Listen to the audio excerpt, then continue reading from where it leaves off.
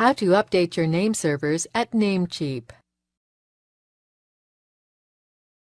This demo assumes you have a domain name registered through NameCheap and starts from their homepage.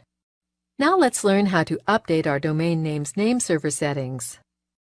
Click the Sign In link here and sign into your account.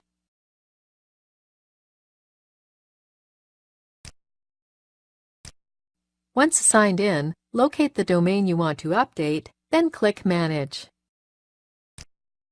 Scroll down to the Name Servers section and select the Custom option. Enter your new name servers, then click the check mark to save them. That's it! The domain name's name servers have been updated.